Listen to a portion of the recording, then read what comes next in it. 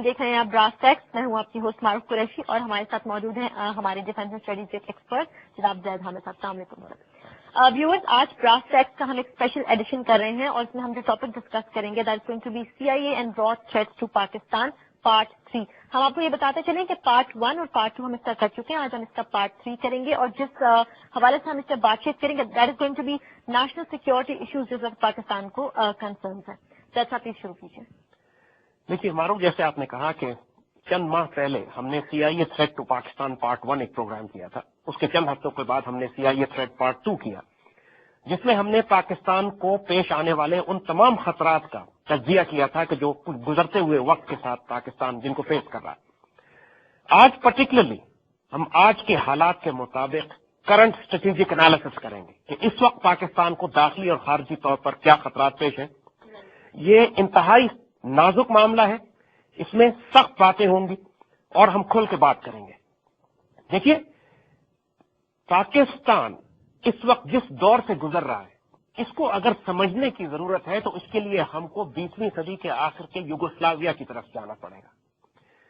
Yugoslavia جب martial tattoo کی سربراہی میں ایک مکمل ملک کی حیثیت سے یورپ میں تھا اور اس کے ٹوٹنے کے بعد، مارشل ٹیٹو کے انتقال کے بعد، یوگوسلاویا کو توڑنے کا پلان بنایا گیا امریکنز کی طرف سے، کیونکہ یوگوسلاویا پرائمریلی ایک پرو سوویت ملک تھا. انہوں نے فیصلہ یہ کیا کہ اس ملک کو توڑنا ہے. اور آپ کو یاد ہوگا کہ پھر بوسنیا کی جو لڑائی ہوئی ہے وہاں پہ سربینز اور بوسنینز اور کرویشینز اور مونٹینیگرو اور بوسنیا و ہرزیگووینا، وہ تمام ملک یوگوسلاویا ٹوٹ کے دنیا کے نقشے سے ختم کر دیا گیا. CIA نے جو اسٹریٹجی اور پلان یوگوسلاویا میں اپلائی کیا تھا وہی اسٹریٹجی اور پلان یہ پاکستان پر اپلائی کرنا چاہتے ہیں. Exactly the same. دیکھیے، یوگوسلاویا میں انہوں نے کیا کیا. ٹیٹو کے مرنے کے بعد ایک کمزور حکومت یوگوسلاویا میں آئی. جو سب سے پہلا اسٹیپ انہوں نے امپلیمنٹ کروایا وہ یہ کہ انتہائی کمزور، نکمی اور انکمپٹنٹ حکومت کو مسلط کیا گیا یوگوسلاویا کے اوپر، جو اس ملک کو، جو طاقتور ملک تھا اپنے دور میں، اس کو کنٹرول. ساتھ ساتھ اس حکومت سے انہوں نے کچھ کام کروائے. اس حکومت میں غدار تھے، ایسے لوگ تھے جن کو CIA خرید چکی تھی، اور اس حکومت کے ذریعے انہوں نے کچھ بڑے بڑے کام کروائے. پہلا کام جو انہوں نے کروایا وہ یہ کہ پورے پروونسز کے جو صوبے تھے، کرویشیا، سربیا، مونٹینیگرو، بوسنیا ہرزیگووینا، ان تمام صوبوں کے لا اینڈ آرڈر کے فنڈز روک لیے. یعنی لا اینڈ آرڈر کے جب آپ فنڈز روکتے ہیں ان علاقوں میں کیوس شروع ہو جاتا ہے، وہاں پولیس اور پیراملٹریز نہیں ہوتی اور وہاں پر کرائسس شروع ہو جاتا ہے، لا اینڈ آرڈر کا انصاف ختم ہونے لگتا ہے، ملیٹنسیز ڈیولپ ہونے لگتی ہیں. دوسرا کام انہوں نے یہ کیا کہ پروونشل اٹانومی کے نام پر انہوں نے صوبوں کو آزادی خود مختاری دینے کی بات کرنا شروع کر دی. ایسی صورتحال میں جب مرکز کمزور ہو اور آپ پروونشل اٹانومی کی بات کریں اور لا اینڈ آرڈر کے فنڈز بھی روک لیں تو یہ ایک سمپل ریسیپی ہوتی ہے کہ وہ صوبے بکھرنا شروع ہو جائیں گے مرکز سے ٹوٹ کے. اس کے بعد انہوں نے یہ کیا کہ بیڈ اکنامک پالیسیز، یعنی اس قدر بری اکنامک پالیسیز کی، ٹوٹل اکنامک مس مینجمنٹ کہ جس کے نتیجے میں اکنامک کرائسس اور کیوس شروع ہو گیا پورے یوگوسلاویا میں. آٹے دال کا بحران، آٹا نہیں مل رہا، کھانا نہیں مل رہا، بجلی کی پرابلم، گیس کی پرابلم، وہ سارے ایشوز وہاں کھڑے ہونا شروع ہو گئے. اور اس کے نتیجے میں جو ایک اور جو ایشو انہوں نے شروع کیا کہ جب ملیشیاز، لوکل ملیشیاز مختلف علاقوں میں، بوسنینز اور سربس کی الگ ملیشیاز بن گئے، کرویشینز کی الگ ملیشیا، مونٹینیگرو کی الگ، تو ان ایشوز میں آپس میں ملیشیاز کا تصادم اور کلیش شروع ہو گیا فیڈرل آرمی کے ساتھ. یعنی جو بلگراڈ کی، جو یوگوسلاویا کی فیڈرل آرمی تھی، اس کی جنگیں شروع ہو گئی ان کے ساتھ. بنیادی طور پر چونکہ سرب ڈومینیٹڈ ملک تھا وہ، لہذا باقی تمام صوبوں نے ایتھنک لائنز پر، قومی، لسانی اور ان تمام لائنز کے اوپر اور مذہبی مذہبی بنیادوں پہ، بوسنینز مسلمان تھے، کرویشینز اور سربینز عیسائی تھے، ان تمام ایکسس کے اوپر ایک شدید جنگ شروع ہو گئی اور پراکسی وارز مختلف ایلیمنٹس کو مختلف گروپ سپورٹ کرنے لگے. سربینز کو رشین سپورٹ کر رہے تھے، اسی طرح کرویشینز کو اور بوسنینز کو امریکنز نے سپورٹ کرنا شروع کیا، اور ایک کیوس اور کرائسس کھڑا ہو گیا اس ملک میں، اور تمام تر فوجی طاقتوں کے باوجود وہ ملک بکھر کے الگ ہو گیا.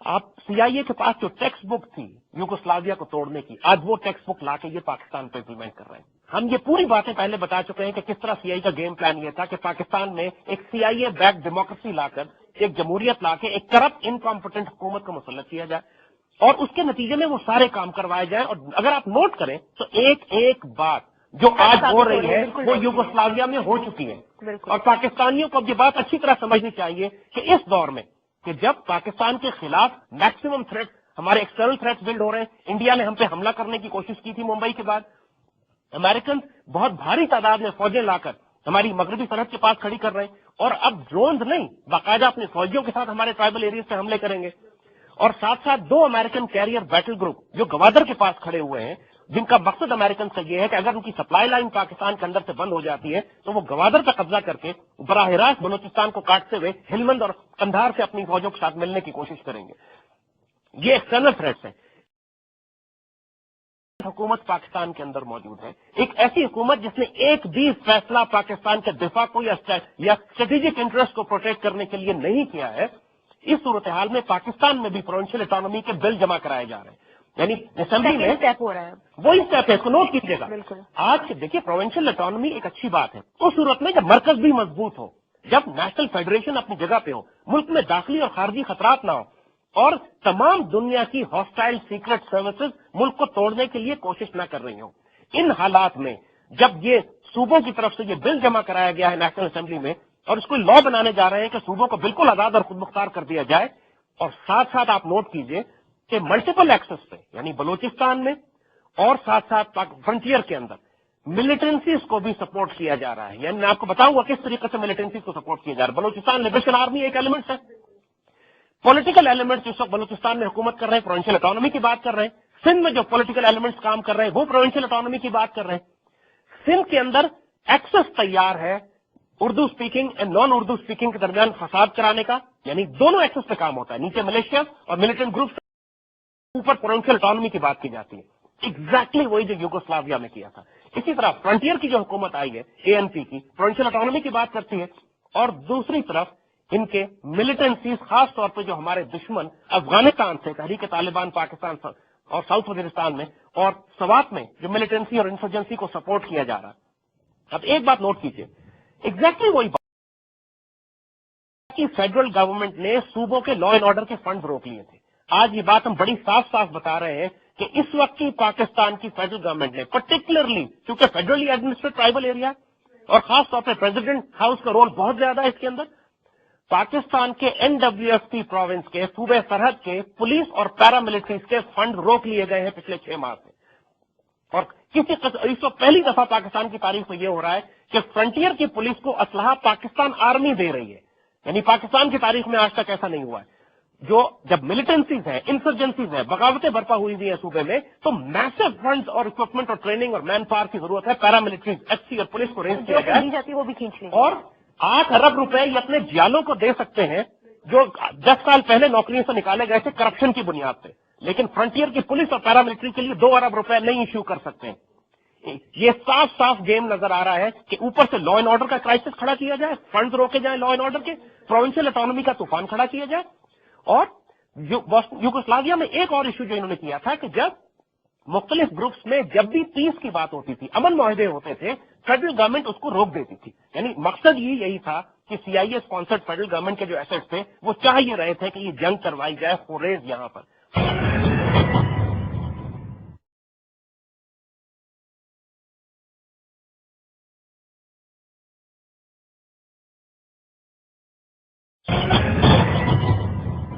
اسی طرح سوات کی آج ہم آپ کو بات بتاتے ہیں۔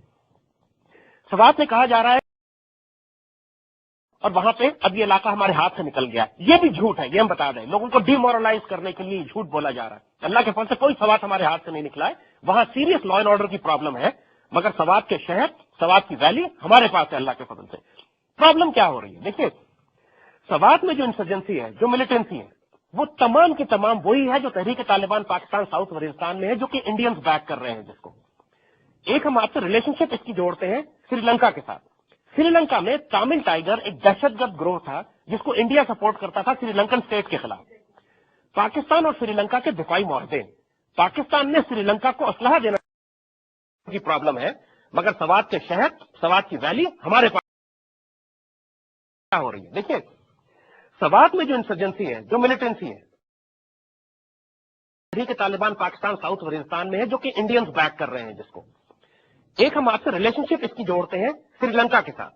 سری لنکا میں تامل ٹائیگر ایک دہشت گرد گروہ تھا جس کو انڈیا سپورٹ کرتا تھا سری لنکن اسٹیٹ کے خلاف۔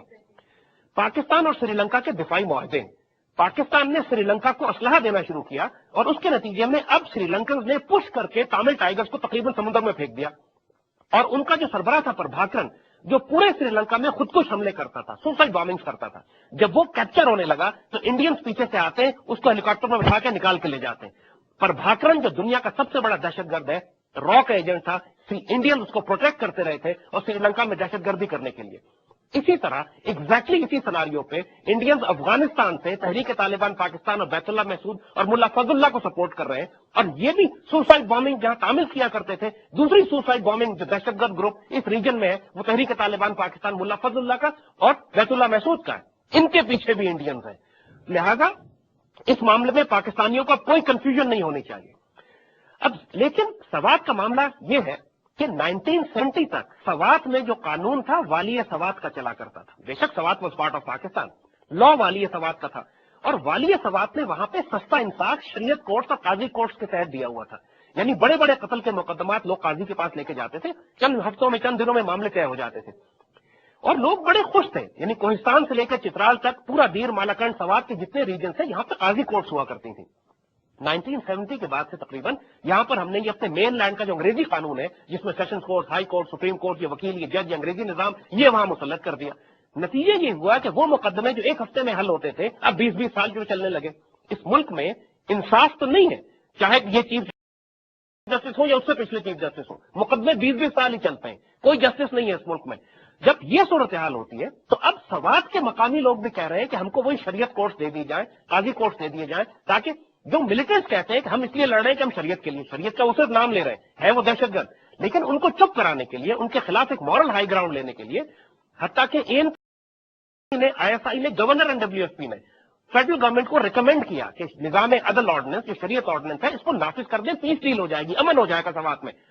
पिछले एक महीने के साथ शरीयत ऑर्डिनेंस जो है प्रेसिडेंट हाउस में रखा हुआ है, प्रेसिडेंट उसको साइन नहीं कर रहे हैं। उनको खौफ ये है कि अगर सवात में शरीयत नाफिज हो गई, सवात में सस्ता इंसाफ मिलने लगा तो कहीं पूरे मुल्क में लोग सस्ता इंसाफ और शरीयत ना मांगने लगे। सिर्फ इस खौफ की वजह से एक तरफ जो पीस डील हो रही है उसको नहीं होने दे रहे, दूसरी तरफ पैरामिलिट्रीज के फंड रोके हुए और तीसरी तरफ प्रोविंशियल ऑटोनॉमी का बिल अप्रूव करने जा रहे हैं। ये साफ साफ रेसिपी है मुल्क को तोड़ने की। फेडरल गवर्नमेंट को ये नहीं करना, खासतौर पर इसमें प्रेसिडेंसी इन्वॉल्व है। इस सारे स्टेप को रोकने की जरूरत है इस वक्त। और इस वक्त ये सूरत हाल जो बनी हुई है कि ना हमारे मीडिया को मालूम है रियलिटी का, ना हमारे और ऑपोजिशन का हाल ये है। और इस वक्त जो लॉयर मूवमेंट सड़क पर चीफ जस्टिस को बहाल कराने के लिए तूफान बर्पा करने जा रहे हैं, फॉर गॉड सेक ये तूफान तुम इसलिए बर्पा करो कि सवात में शरीयत लॉ नाफिज किया जाए। अगर तुमने जरूर धरने देने और जुलूस निकालने तो इसलिए निकालो कि इंडिया और अफगानिस्तान की पॉलिसीज को हमें चेंज करने की जरूरत है। इसलिए निकालो कि इस वक्त प्रोविंशियल ऑटोनॉमी का बिल नहीं पास होना चाहिए। इसलिए निकालो कि इस वक्त पाकिस्तान को पीस डील्स की जरूरत है और जो दहशतगर्द एलिमेंट्स हैं उनके खिलाफ हमें सख्ती और ताकत का इस्तेमाल करना चाहिए। इस वक्त मुल्क का सबसे बड़ा मसला चीफ जस्टिस को बहाल कराना नहीं है। खतरात बहुत तेजी से बढ़ रहे हैं चारों तरफ से, हमें होश में आने की जरूरत है इस हवाले से। तो कौम की आंखों में धूल झोंकने के लिए ये सियासतदान बैठे हुए और वकीलों की मूवमेंट चल रही है सड़क पे इस वक्त। या तो ये लोग नादान दोस्त हैं या बिल्कुल दाना दुश्मन है। इनको समझ नहीं आ रही इस वक्त खतरात मुल्क के अतराफ में क्या बने हुए।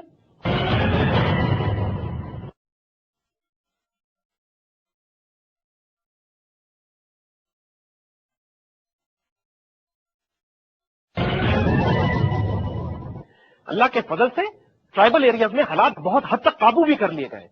इस बात के बावजूद के फंड रोके हुए हैं, इस बात के बावजूद कि मीडिया सपोर्ट नहीं कर रहा है, लोगों को सूरत हाल का इल्म नहीं है, फिर भी जो नॉर्दर्न 5 एजेंसीज हैं, बाजोड़ की एजेंसी है, मोहम्मद है, औरंगजई है, खैबर है, एजेंसीज नॉर्थ में 5 एजेंसीज है, उसमें अल्हम्दुलिल्लाह तकरीबन अमन कायम हो चुका है, बेहतर सूरत हाल है। 1-2 इवेंट्स होते हैं दहशतगर्दी के, लेकिन अब वैसी जंग नहीं हो रही है वहां पे जो थी। अब नॉर्थ वजीरिस्तान और साउथ वजीरिस्तान है। नॉर्थ वजीरिस्तान में अमन है अल्हम्दुलिल्लाह, वहां पे खासी हद तक अमन कायम कर लिया गया। और बैतुल्ला महसूद ने भी ये देखते हुए कि अब मैं घेरा जा चुका हूं, बिल्कुल प्रभाकरन की तरह, जिस तरह श्रीलंका में प्रभाकरन घेरा गया था, अब बैतुल्ला महसूद कह रहा है कि जी मैंने अपने मिलिटेंट से ये कहा है कि पूरे पाकिस्तान में ये जो दहशतगर्दी की हम कैंपेन कर रहे थे, किडनैपिंग फॉर रैंसम, कत्लो गारत, बैंक डकैती, हाईवे रॉबरीज, हमें बंद कर देनी चाहिए। यानी my goodness, he came to all of them. अब वो खुल के कह रहा है कि ये सारे काम हम किया करते थे, अब हम बंद कर रहे हैं। ये कौन से मुजाहिदीन है जो हाईवे रॉबरीज करते हैं और लोगों को किडनैपिंग फॉर रैंसम करते हैं, बैंक रॉबरीज करते हैं और लोगों के घरों में घुस के माल और दौलत को लूटते हैं, फिर कहते हैं हम जिहाद कर रहे हैं। ये बदतरीन दुश्मन है उम्मत और मिल्लत के। अब ये आइसोलेट हो रहे हैं, अब ये घेरे में आ रहा है। ये वक्त है कि फ्रंटियर में एनडब्ल्यूएफपी को कम से कम 15,000 से ज्यादा एफसी और पुलिस की जरूरत है इस वक्त। ये फंड रोकने का वक्त नहीं है, ये वक्त है कि सवात को हम संभालें। سوات میں پیس ڈیل کرنے کی ضرورت ہے، سوات میں نظام شریعت نافذ کرنے کی ضرورت ہے، کیونکہ صوفی محمد نے یہ بات کہی ہے کہ ملا فضل اللہ حالانکہ اس کا دماد ہے، لیکن ملا فضل اللہ نے صوفی محمد کو قتل کرانے کی بڑی کوشش کی ہے۔ صوفی محمد یہ کہہ رہا ہے کہ اگر آپ نظام عدل آرڈیننس نافذ کر دیتے ہیں تو میں خود ملا فضل اللہ کے خلاف اعلان جہاد کروں گا اور مقامی آبادی اٹھ کھڑی ہوگی فضل اللہ کے خلاف۔ تو کیوں، کس وجہ سے پریزیڈنسی روک کے بیٹھی ہوئی ہے اس آرڈیننس کو؟ اس کو لازمن سائن کرنے کی ضرورت ہے۔ جب ایک امن معاہدہ آرمی کرنا چاہتی ہے، جب مقامی آبادی امن معاہدہ، حتیٰ کہ ANP جو سیکولر مارکسسٹ گروپ ہے وہ بھی کہہ رہا ہے کہ خدا کے واسطے نظام شریعت آرڈیننس نافذ کرو، وہاں مقامی آبادی ڈیمانڈ کر رہی ہے، تو پھر کیا ضرورت ہے؟ کیوں سائن نہیں کرتے؟ اور پھر جب وہاں پولیس ہی نہیں ہے سوات میں، پیراملٹری نہیں ہے، تو ساری ذمہ داری فوج کی آ جاتی ہے، حتیٰ کہ پولیس اسٹیشن میں فوج کو کھڑا کرتے ہیں۔ اب یہ سارا کھیل جو کھیلا جا رہا ہے، میں نے آپ کو یوگوسلاویا کی مثال جو ہم نے دی ہے وہ اسی وجہ سے کہ try to understand this is the game plan we are facing today. اللہ کے فضل سے آن گراؤنڈ سچویشن بہتر ہوئی ہے سوات میں، ناردرن ایجنسیز میں بہتر ہوئی ہے صورتحال، کوئی ٹرائبل ایریا ہمارے ہاتھ سے نہیں نکل رہا ہے، کوئی سوات ہمارے ہاتھ سے نکل کے نہیں گیا۔ اب سوات میں جو ملیٹنٹس ہیں 3-3، 4-4، 5-5 کے گروہوں میں جو مقامی آبادی میں چھپ کے دہشت گردی کرتے ہیں، وہ کہ ٹیک اوور نہیں کر سکتے ویلی کو، ایک بم دھماکہ کر کے اسکول توڑ دیتے ہیں، بڑی خبر ضرور بن جاتی ہے، لیکن اس کا مطلب نہیں ہے کہ ویلی پہ انہوں نے قبضہ کر لیا ہے۔ اسٹریٹجیز موجود ہیں، ملٹری اسٹریٹجی بھی ہے اور ایک پولیٹیکل اسٹریٹجی بھی ہے، مگر فیڈرل گورنمنٹ دونوں اسٹریٹجی پر بیٹھی ہوئی ہے اور کسی قسم کا کوئی موومنٹ نہیں ہونے دے رہا، کوئی ایکشن نہیں لینے دے رہا ہے۔ اور پھر پروونشل اٹانومی کے بل جیسے ہم نے بات کی، اکنامک مس مینجمنٹ کا حال یہ ہے کہ پورے پاکستان کو IMF کے نیچے دے دیا گیا، ہر شرط IMF کی مانی جا رہی ہے۔ پہلی دفعہ پاکستان کی تاریخ میں پیٹرول، گیس اور ڈیزل ایک ہی قیمت کے ہو گئے تقریباً۔ اب لوگ گیس پہ گاڑی چلانا مہنگا پڑتا ہے، پیٹرول پہ گاڑی چلانا سستا پڑتا ہے۔ یہ کس قسم کی مینجمنٹ ہو رہی ہے؟ پوری دنیا میں پیٹرول سستے سے سستا ہوتا جا رہا ہے، یہاں مہنگے سے مہنگا کرتے چلے جا رہے ہیں لوگ۔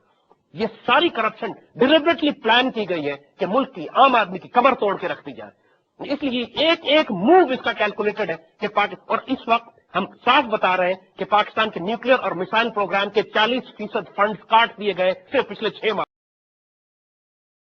اور میسائل ریسرچ اینڈ ڈیولپمنٹ بند کر دی گئی ہے، نئی انڈکشنز بند کر دی گئی ہیں۔ یہ جو کچھ ہو رہا ہے پاکستان کے ساتھ اس وقت، یہ صرف اور صرف غداری ہے۔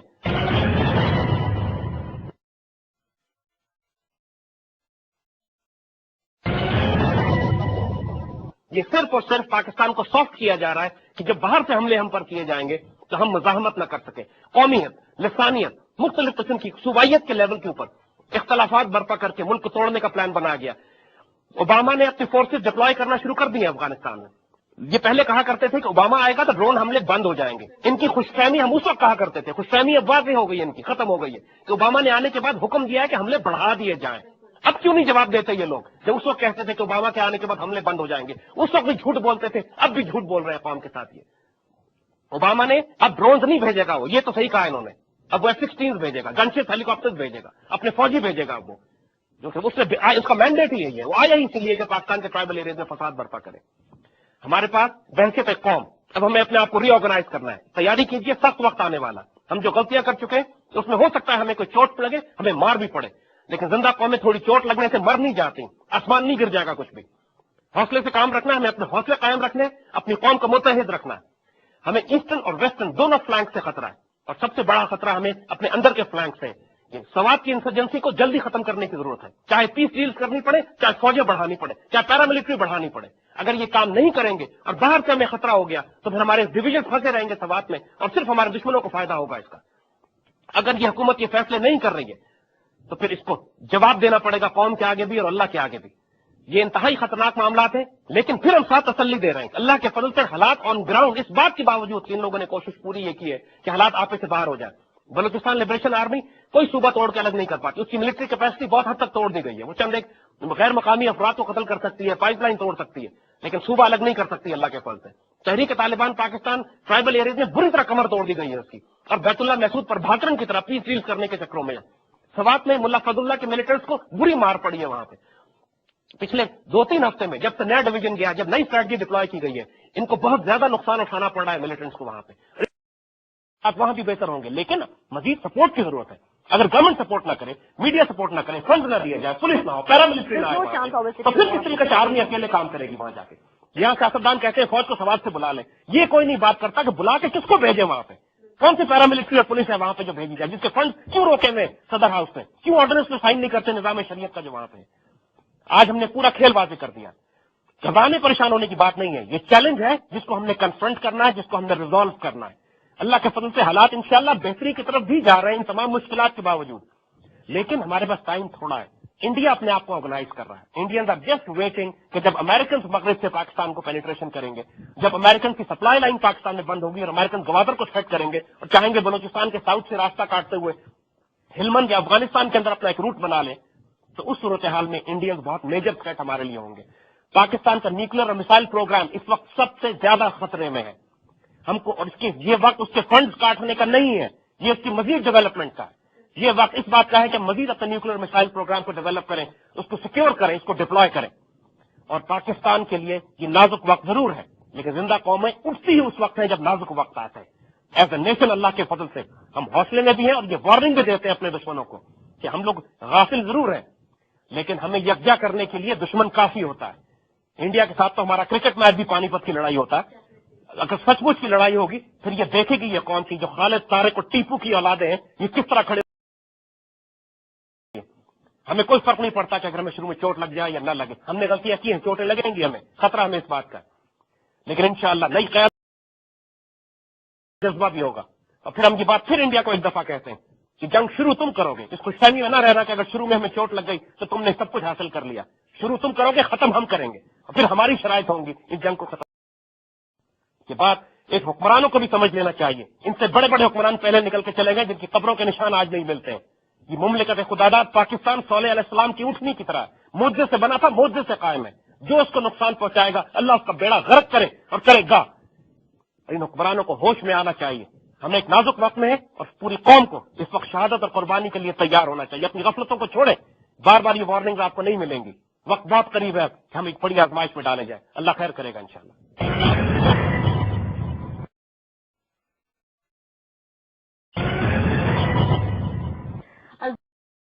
की हदीस में उन्होंने एक दफा ग़ज़वा हिंद का भी जिक्र किया था, क्या हम भी उसी तरफ जा रहे हैं? देखिए, इस बात में कोई शुबे की बात नहीं है कि हुजूर सल्लल्लाहु अलैहि वसल्लम ने अपनी अहादीस मुबारका में ये बात वाज़ेह कर दी थी कि एक वक्त आएगा कि जब एक फौज हिंदुस्तान को कैप्चर करेगी, और ये गुजरा हुआ वक्त नहीं है, ये आइंदा आने वाला वक्त है। इसलिए कि ये बात भी बिशारत फरमा दी गई थी कि एक फौज जिसने हिंदुस्तान कैप्चर करना है, उसके बाद ये फौज वापस लौट के जाएगी और इसराइल पर हमला करेगी और ईसा अलैहिस्सलाम के साथ मिलकर उस महाज पर मुकाबला करेगी और जंग करेगी। कई अहादीस हैं जिनको आप जमा करें तो तफसीर ये बनती है, और ये आइंदा आने वाला वक्त है। इसकी जो बहुत बड़ी बिशारत पाकिस्तानी मुसलमानों को है कि वो ये कि अल्लाह के फजल से वो फौज जो इंडिया कैप्चर करेगी, जिसके शोहदा को हुजूर ने अफजल शोहदा का है, आला तरीन शोहदा। और याद रखिए, अफजल शोहदा तो ग़ज़वा बदर के शोहदा थे, यानी वो शोहदा जो इंडिया कैप्चर करते हुए शहीद होंगे, उनका दर्जा बदर के मुकाबले पे हुजूर ने फरमाया है। उसके गाजियों को आला तरीन गाजी फरमाया है। और ये इंशाअल्लाह आने वाला वक्त है। ये नसीब पाकिस्तानी कौम का है, हमारा है, हमारी फौज का है। अल्लाह के फजल और करम से ये नसीब हमारा है। लेकिन अगर हमने अपने अमाल दुरुस्त न किए तो अल्लाह ताला मजबूर नहीं है, हमें तबाह करके कोई दूसरी कौम ले आएगा जिससे ये काम करवाएगा, हमारे बच्चों से करवाएगा, हमसे अगर ना करवाए। लेकिन ये नसीब हमारा है। अगर हम उस मकाम पर अपने आप को बुलंद कर पाते हैं, इकबाल का शाहीन बनते हैं, अगर हम वो मुजाहिद बनते हैं, वो शाहीन बनते हैं जो अपनी मंजिल आसमानों में देखती है, अपनी खुदी और अपनी गैरत और अपनी इज्जत की हिफाजत करती है, जो अपने उस रिस्क से मौत अच्छी जिस रिस्क से आती है, परवाज में कोताही पर अमल करते हैं, हम हराम खाना छोड़ते हैं और अपनी इज्जत और गैरत के लिए दुनिया में खड़ा होना जानते हैं, तो इंशाअल्लाह इस आने वाले ग़ज़वे में ये हमारे नसीब में होगा कि हम दिल्ली कैप्चर करेंगे इंशाअल्लाह जाके। ये वक्त नजदीक है, वक्त कोई बहुत दूर नहीं है। हफ्तों हो, महीनों हो या चंद एक साल हो, कौमों की तारीख में ये कोई मायना नहीं रखते। लेकिन ये जो कुछ हो रहा है इसमें कोई शुबा नहीं है कि इंडिया के साथ एक फैसला कुन जंग की तैयारी हमारी बहुत नजदीक है। जो कुछ हो रहा है उसी की तैयारी है। छेड़ेंगे वो हमको पहले, लेकिन फिर जब हम जवाबी कार्रवाई करेंगे तो वो ग़ज़वा हिंद का आगाज हो जाएगा। अभी वो इंसर्जेंसी तहरीक तालिबान को सपोर्ट कर रहे हैं, बलूचिस्तान इंसर्जेंसी को सपोर्ट कर रहे हैं, सवाब को सपोर्ट कर रहे हैं, पाकिस्तान के अंदर पॉलिटिकल केओस एंड कंफ्यूजन कर रहे हैं, कराची की फैक्ट्रियों को एक एक करके आग लगा रहे हैं। कराची की जो फैक्ट्रियों में हर रोज आग लगी होती है, ये इत्तेफाक से नहीं लग रही है, ये इंडियंस लगा रहे हैं आग। इसमें सियासत में जो उन्होंने अपने एजेंट्स दाखिल कर दिए, कभी कोई प्रोविंशियल इकोनॉमी की बात करता है, कभी कोई IMF की बात करता है, कभी कोई लॉ एंड ऑर्डर के फंड रोकता है उन प्रोविंसेस के जहां पे इंसर्जेंसी बर्पा हुई भी है, और कहीं पे जो पीस डील्स होती है शरीयत की, उन पीस डील्स को रोकने और काटने की कोशिश करते हैं। ये तमाम उनके ऐसे, कभी उनका मीडिया हम पर हमले करता है, कभी वो मुंबई का ड्रामा करवाते हैं।